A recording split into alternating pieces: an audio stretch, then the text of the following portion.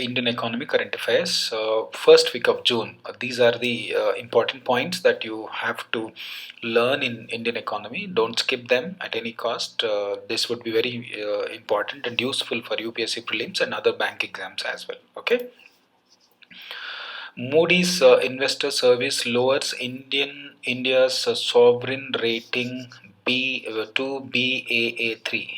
It's a very important rating.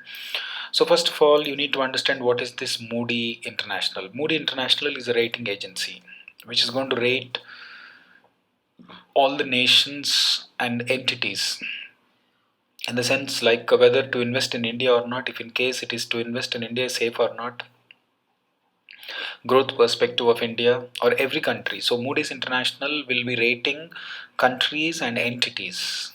Suppose if in case there is any entity or a corporation is giving bonds, debentures, it will rate. Mostly it will focus more on rating of countries, whether they are credit worthy or not. Understood? I mean, whether to lend, is it better to lend money to India or not? Is it better to invest in India or not? Like this, we have got many international rating agencies. Along with those other international rating agencies, Moody International and Standard and Poor is very popular. Okay, so what exactly it says? The sovereign rating of India is now the BAA1, BAA2, BAA3. So it was earlier India's rating was BAA2. Now it is downgraded to BAA3. It's on June 1st information. All right, so that this clearly indicates that anyway, because every country is affected, that's a different story. But this rating is not about pandemic COVID-19. It is actually about fiscal measures and policies and programs that were introduced in India, which were not actually implemented properly. Okay, that's what if you will see the carefully, the rating has been lowered from BAA2 to BAA3, citing the challenges faced by India in implementing policies. That's what you don't misunderstand, because Indian economy was not in problems because of this COVID-19. COVID-19 has added so much of fuel to Indian economic problems, but the earlier also, like last 6-7 months, even before this March, 6-7 months before, India has been valuing in a lot of fiscal issues, like this debt issues, tax related issues, expenditure related issues, investment related issues, foreign direct investment related issues. So many issues were there. Government has tried its level best to introduce reforms, but reforms which were introduced were actually very good, but unfortunately these reforms were actually not implemented properly. That was one thing. That's what basically. Okay, the next, so simply speaking, the projections are given very clearly. There's going to be low growth, and at the same time fiscal position, fiscal in the sense, the moment you hear the word fiscal, please understand three important things. That is debt of the government, expenditure of the government, and revenue of the government. Red, in simply speaking, you can think about this as a red policy. Okay, so revenue, expenditure, debt have been badly affected because of the low growth projections. Is one of the lowest investment grade, I'm telling you. That means clearly it's an indication to other countries and other investors who are actually thinking of investing in India. Basically it's a negative signal for them. It's not only in India but every country, but other countries, at least policies have been implemented so rigorously. Government somehow has been lagging in this regard. That is one thing. So what is the expectation of Moody's? Quickly wrap up. What is the expectation of Moody? Moody Investor Service also expected that there will be a GDP growth rate. There are 2 points here you need to understand. There will be a contraction, means decrease by 4% in the India's real GDP. Real GDP, gross domestic product, real GDP in the sense the GDP which is measured at constant prices. The GDP which is if see, generally GDP which is measured at current prices will be more, and but real GDP itself is going down in, because real GDP, the GDP which is measured at constant prices, in other words we can say base year prices, 2011-12 base year prices we have taken and calculated, that is going to be very less. So it's very alarming, and situation is actually not very lucrative. Okay, due to the shock from the coronavirus, as well as the related lockdown measures taken by India, etc., etc. Because Indian system is something where our system has been exposed very badly, that even 2 months, if something happens, we could not manage. Not only as across the globe, every country has been affected by this, but this has impacted us more. It has also expected a growth. In 2022, the projection is going to be 8.7%, but if this continues in 2020-21, we can't say. 2022 story is a different thing. Let's see now. This pandemic will be out of our lives. Okay, what is this sovereign rating? So if you could see sovereign rating, okay, it's an independent analysis of credit worthiness of a country, whether India is capable of repaying the loans, whether India is capable of receiving the investment, whether it is advisable to invest in India.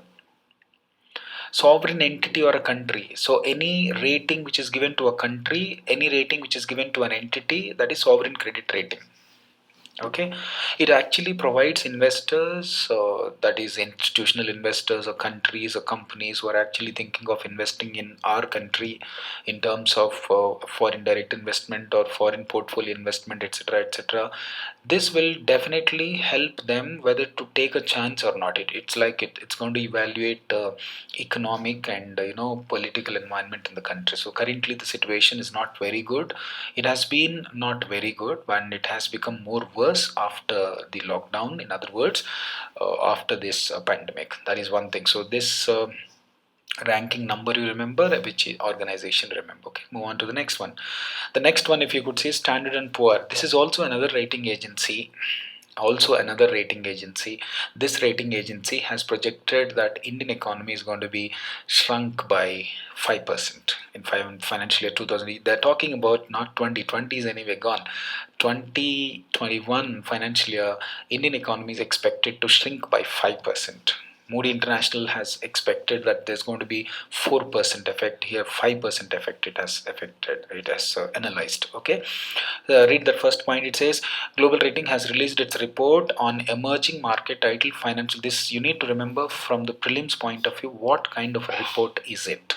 They might give you in the recent past ratings may so and so, etc. Okay, financial conditions reflect optimism, lockdown fatigue emerge. This is the report. In this reported that rating agency projected that Indian what you call growth is going to be shrunk by around 5%. The report stated that fiscal stimulus worth 1.2% of GDP is not sufficient. Recently, government has announced 20 lakh crores of package, could be indirect or direct, whatever it is. This package, according to the rating agency, is absolutely not sufficient. If in case it is not pumped up, it is not pushed forward to a higher level, then the growth rate will further be affected. That is what expectation. So Standard and Poor is expecting that growth to rebound to 8.5% in 21-22. There is a possibility if everything goes well, and if the nation is out of this pandemic. Okay, that is one thing.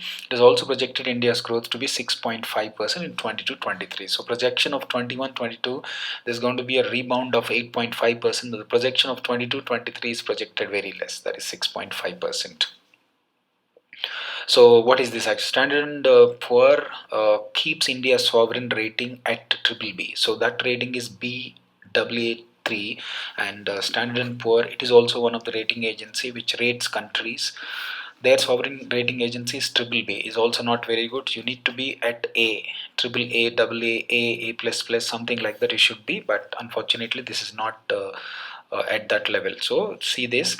Along with stable outlook, so this is very important. Along with stable outlook, stable but not positive. That means the names, the descriptions can be given in the form of negative, positive, stable, stable to positive, positive to negative, something like that they can give. Okay.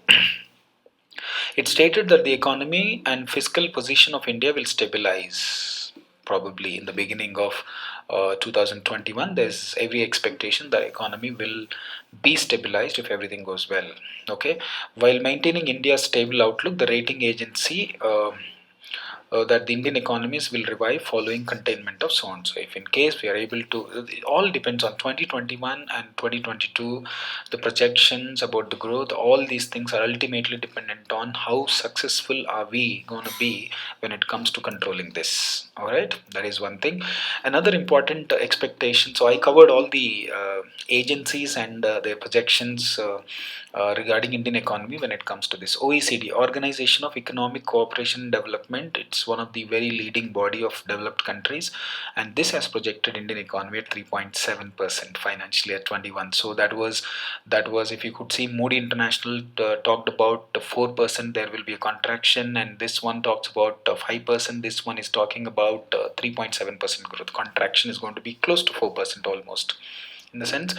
Okay, what is the growth projection? Obviously, so second point, it says in its economic outlook, the Intergovernmental Economic Organization has forecasted Indian economy to contract. It's going to decrease. The growth rate is going to be less by 3.7%.